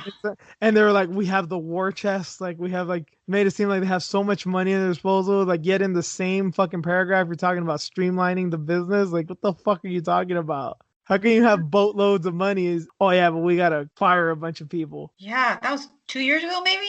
Maybe like this year. Maybe like year and a half ago, maybe. Year and a half, maybe. Yeah, it wasn't too long ago, and then now they're not doing so good. It sucks too, man, because there's some really badass like Muay Thai fighters that are under them. There's some badass Muay Thai fighters from SoCal that are under them. So it just sucks, man. One really might have the best Muay Thai fighters in the world right now. Honestly, I know Yotzinklai's kind of on the downward trajectory, but Yotzinklai, Petrosian, the females, obviously, Wonder Girl, Stamp. Isn't Liam Harrison also in one? I think he's had a few fights in one, right? Yeah, Janet's there. Janet Todd, of course, yeah. Yep, her training partner. The new one, what's her name? Alicia, the Brazilian girl from Phuket, Phuket Fight Club. That girl's fucking nuts. Nikki Holtzkin. Is he still fighting with him? I don't know if he's still under them, but he fought under one. Yeah, because I thought he'd been boxing for a while, but during the pandemic, that's one thing that I've tried to keep my eye on, but not too much. Kickboxing and Muay Thai. I don't even want to say decimated. That shit's getting annihilated. Yeah. It's really sad. It's going the way of the mom and pop restaurant, man. It's fucking devastating. You have to catch like Sylvie's fights on like Facebook now. She would fight in like stadiums, right? She would fight in like the stadium and all that shit. Yep, you have to catch those. And Thailand hasn't really had a big infection rate. Not really. Some of the Southeastern Asian countries, Vietnam, Thailand, their rates have been pretty good. Yep. It's just they're keeping everybody else out because, they don't want infection. So Yeah. They were relying on all the tourists coming and making their money. But True. Yeah, that doesn't. Yeah, just because the rates aren't that high doesn't mean that their economy is not getting devastated. yeah. Speaking of economies and people's pockets hurting, this isn't such a bad one. Everything coming out about money in the past few months has been nothing but bad news. But in this case, Ramzan Khadyrov has been sanctioned by the U.S. Treasury Department for his human rights abuses. It took a while. Jeez. Well, who would have thought? I know, again, a lot of people we've talked about this off air too. A lot of people are acting like Trump is done with, you know. I mean, right as of right now, he is still our president. And I know CIA and Treasury Department and all these FBI, they have their own thing going on that's totally independent of whoever's president. But this is just, again, nothing I expected. Ramzan Khadyrov is a despicable figure, but he's still involved in MMA. And we know Trump loves MMA, and we know that he doesn't really give a shit about things like this, about human rights abuses, you know? I mean, still kept bombing Yemen. I mean, killed that Iranian official. I mean, all kinds of fucked up shit was happening. But this is actually a good thing. But I did not expect it to happen right now. Yeah, it's about time, though. Jeez. Because we known about it for how long? I forgot his name. He kept on writing about it. Kareem Zidane. He's always all over it with all that. So are all the fighters will still visit him? Or, I mean, how will that work? I've heard of sanctions for shit most of my adult life. I try to follow politics, especially with foreign policy stuff, a lot. So I always hear sanctions on Venezuela, sanctions on Iran. I was never too aware of what sanctions are. If sanctions are on countries, what they did to Kadyrov, it's fucking devastating. So if you're a U.S. citizen, you cannot make any financial deals with Kadyrov. You cannot get paid by him. Even if you're an immigrant with a U.S. visa, if you're staying here, even if it's temporary, you cannot have any dealings with Kadyrov or any of his businesses. Wow. So appearances or nothing now. You will get fucked too if you get caught doing this shit. Yeah. And of course, Kadyrov has so much money at his disposal, being Putin's buddy and being a fucking Chechen dictator. And of course, him with all the shit with MMA, and he's got some American fighters under his promotion too. So it is going to affect a few people. But yeah, apparently Chechnya was not the only one being sanctioned. I believe some parts in some other countries in the Middle East. I can't remember which ones, but this is going to be interesting, especially with Putin has a weird relationship with him, because people are like, oh, well, he's buddies with Putin, and he is. But there's been word too that even Putin tells him to chill. So I wonder if this is going to be a thing where even Putin's like, hey, man, you reap what you sow. We told you not to do this. So calm your shit down. Yeah, because, I mean, worst case scenario, Putin can get real pissed, and then obviously everyone gets scared about that showdown with Russia and all that. But yeah, it's going to also be a thing of like, yeah, he does what he does, but I ain't a part of it. And then I don't even know politically how that works, the rulings of Chechnya inside of Russia. I don't know how in step they are. So yeah, we'll see what happens here. Interesting. You want to talk about a war chest? Fucking Kadyrov has a war chest for sure, because he's got Putin in his fucking back pocket, man. That's some money to have at your disposal, because Putin's got all the bucks. If you don't believe me, check out the Panama Papers. If you guys have never heard of that, Google that shit. Amazing shit. Blow your mind. But anyway, that does it for headlines. Let's get into some matchups. I should clarify, match up. Amanda Ribas was scheduled to fight Michelle Waterson at UFC 257. Michelle Waterson pulled out, undisclosed reasons. We still have not found out why. It's been, I think, over a week, and we never found out why. But in her place, Marina fucking Rodriguez is going to step up. My God. This is a better fight than the original. For sure. And there's not many girls. I mean, obviously on the higher end, many girls can be Ribas, but like in that lower to mid tier, I don't know many girls that could be Ribas right now. But Marina Rodriguez, even though she's most likely going to be an underdog here, do not count her out. I can't wait. Just gut reaction. Obviously, we're not doing a breakdown or anything of this, but gut reaction. Man, I don't know. I might mark out and say Ribas right now. Is that But really honestly, I'm marking? not Well, sure. I don't know. I love Rodriguez. Maybe you don't love her as much as I do, but I can't even call Ribas or Rodriguez a markout pick because I love them probably equally. Huh. She's riding on such a momentum, man. It's so funny too because they're both like big, strong girls, but in totally different ways. Mm-hmm. You know, Rodriguez is skinny and lanky, but we know she's big and strong as shit. And then Ribas is fucking thick and got some big old legs and clearly very strong and is very aggressive, but in different ways. Yeah. She beat Durham. Mm-hmm. Such a huge win. Embarrassed Page. Rodriguez had I know she had a draw. Was it Esparza? Yeah, Yeah. it was. But shit looked great in that fight. And then I think Marco. She's had some great fucking fights as of late. This is gonna be interesting. I can't wait. Yeah. I can't For wait. sure. Yep. Waterson fucked up, man. Did she can't though? go to Fight Island now. Wait, Fight Island. Yeah, that will be at Fight Island. They're going back? Yeah, for January. Holy shit, I was unaware of that. Mm-hmm. I guess I have not even prepared for 2021 because I remember Dana saying that like they were thinking about getting crowds in like in February or March. So I was just under the assumption that they were just gonna stay in Vegas. So I no idea. I think they're getting tired of all this COVID shit. So it's like it's time to go back. I think because right, it seems like there was less cases. That Yaz Island probably is safer, huh? Mm-hmm. Even with the travel. Yep, get international fighters and yeah, because we locked down. You know, NorCal locked down. You guys locked down a couple weeks ago, and yeah, cases keep rising. So who knows what's going to happen with them, with Vegas. And you know the holidays are upon us, so yeah. So like it's just safer to go out there. And then remember, this was kind of making the rounds on MMA Twitter. Remember that post by Javier Mendez, aka Coach, that he was saying that he supposedly got a COVID vaccine. Yeah, I don't know if got his shot. I don't know if that was totally misinterpreted or he got it wrong, but that was something that happened apparently. Yeah, supposedly they got it. Huh. Props to the guinea pigs, man. Yep, and that was what, a month ago, I think. I think the post, was probably like a month ago, but I mean, Fight Island was like 2 or 3 months ago. Mm-hmm. We'll see. I learned something. I had no idea I was gonna be in Fight Island. So There you go. That does it for the one matchup. Let's get into the news story of the week.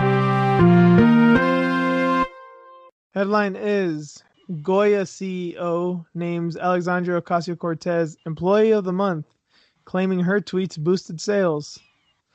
This is an interesting story because, I mean, if you guys remember, there was that big kerfuffle with Goya and my peeps getting real mad about it because the owner of Goya was a Trump supporter and Hispanics and Trump don't mix, apparently. So there was a boycott of Goya. And as tends to happen with these boycotts, they usually go the opposite way. People say to boycott something and they usually see a boost in sales. There's a lot of people online that speculate that people actually fake boycotts, like the company itself is involved on boycott this item just so they can get bigger sales. This definitely seen a backfire because apparently there's no data to verify this, but I believe it because the way it tends to go with these type of things. And we'd even seen pictures right online of like white people in the Midwest trying Goya for the first time.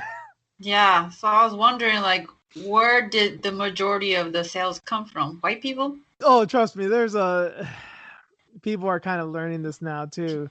There's not a monolith of Hispanics. There's plenty of Republican Hispanics, and not just the Cubans.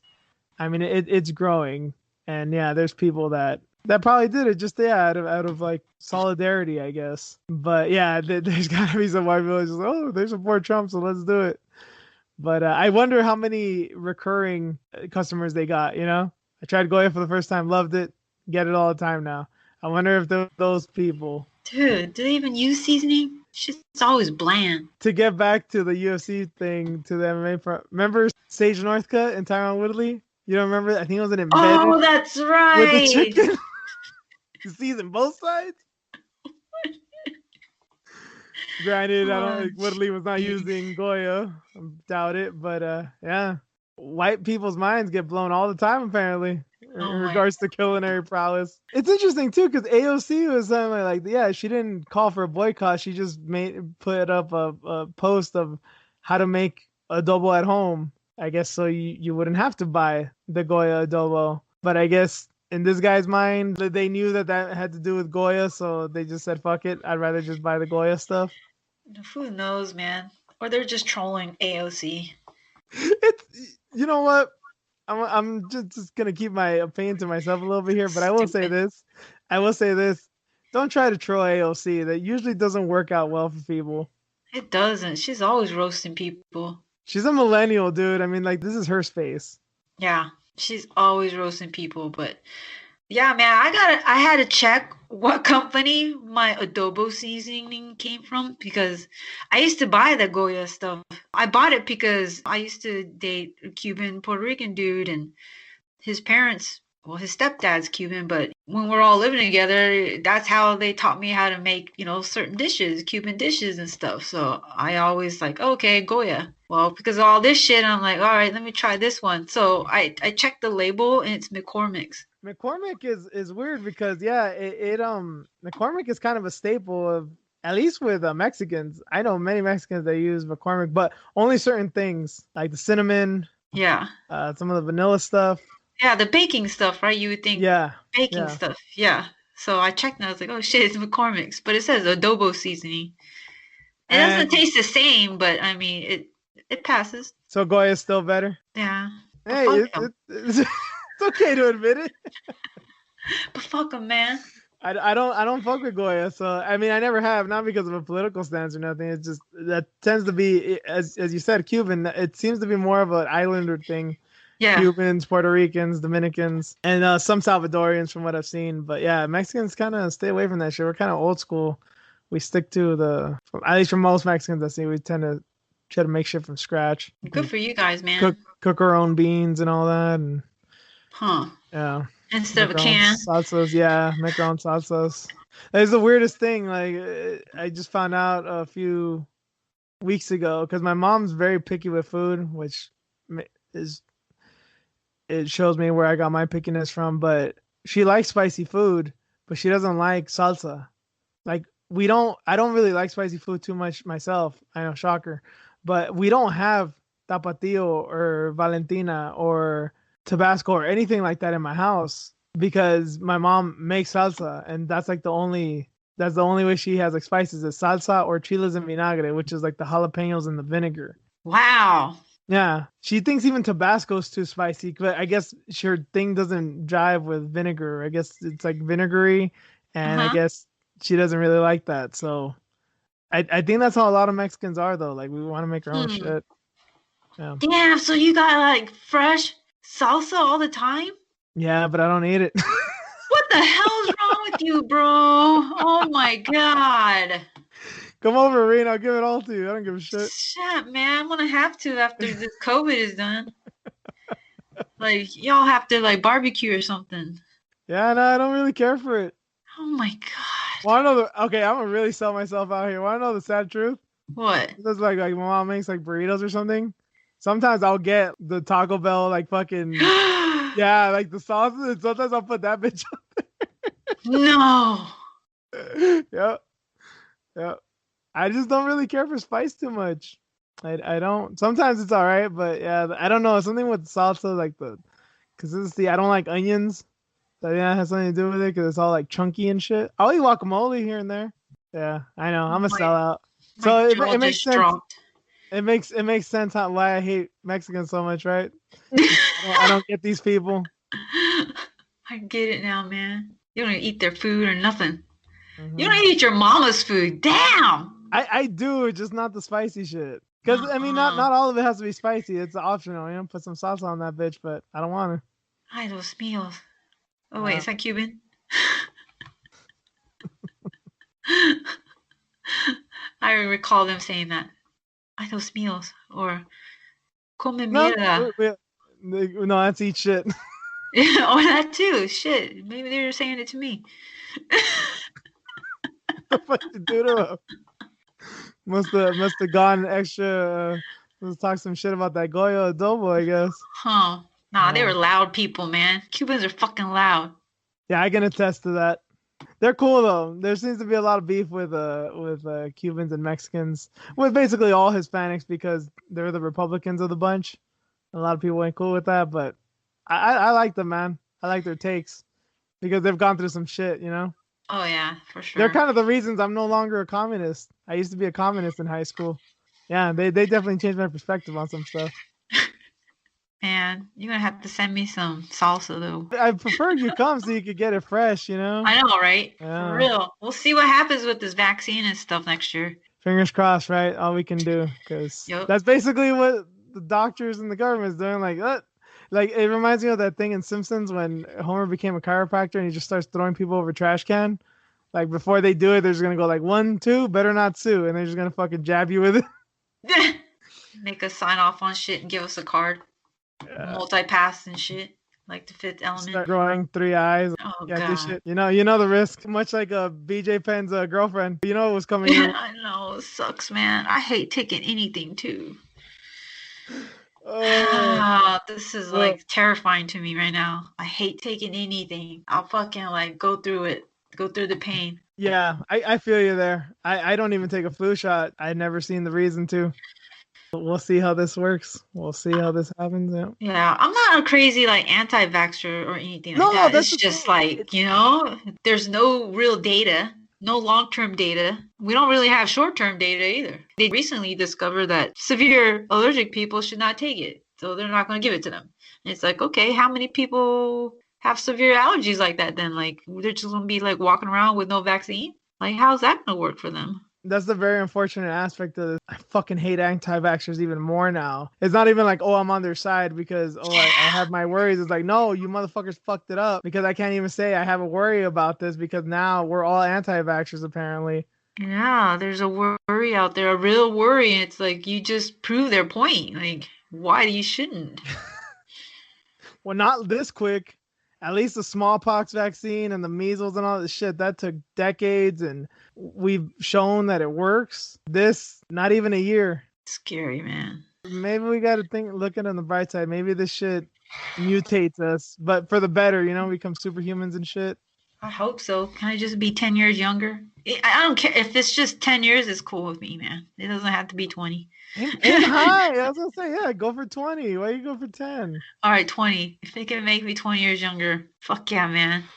Dude, it's all over again. Just remember, that'd be really unfair with you because you're Asian, right? And you already don't look your age and you're already going to outlive the sun as we know Asians do. Shit. It's not my fault. It's not your fault that your people are centenarians. Seriously, dude, my mom was tripping because you know that term like black don't crack, because she's like, oh my god, look at him, he looks so good, look at this white person, oh my god, they don't like age well at all. I'm like, Mom, you never heard of like black don't crack? She's like, what? I'm like, yeah, wow. Black don't crack. She's like, you did not just say that.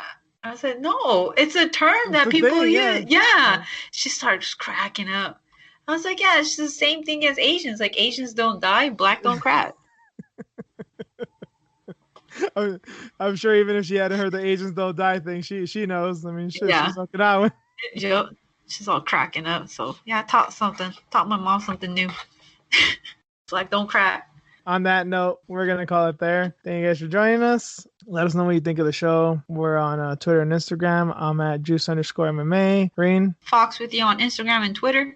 And the podcast is at iFoxWithJuice. You can listen to us on any platform, iTunes, Spotify, SoundCloud. We're everywhere. Rate, like, subscribe, retweet, do whatever you got to do. It's been a fun one. Hope you guys enjoy the fights, and see you all next week. Later. See ya.